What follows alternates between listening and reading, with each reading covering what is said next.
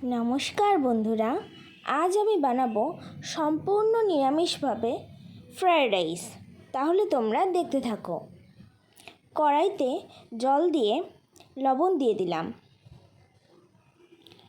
তারপর 3টে তেজপাতা আর গরম মশলা দিয়ে দিলাম, গোটা গরম মশলা দিয়ে দিলাম।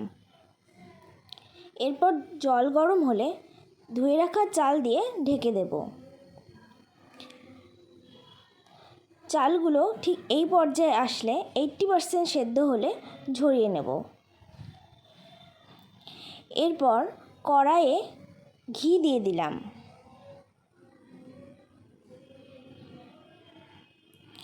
গোটা গরম মশলা দিয়ে দিলাম, গাজর কুচি ও ক্যাপসিকাম কুচি দিয়ে একটু নেড়েচেড়ে নেব। তারপর পরিমাণ মতো কিশমিশ ও কাজু বাদাম দিয়ে দিলাম, অল্প পরিমাণ লবণ দিয়ে দিলাম, গোলমরিচ গুঁড়ো দিয়ে দিলাম।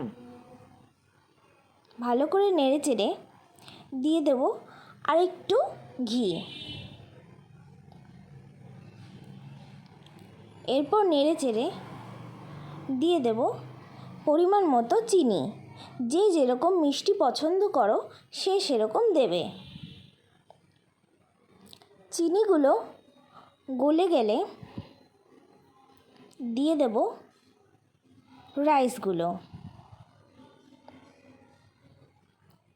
দেখো বন্ধুরা কতটা ঝরঝরে হয়েছে। তারপর নামিয়ে নিলেই রেডি নিরামিষ ফ্রায়েড রাইস। কেমন হয়েছে অবশ্যই জানাবেন।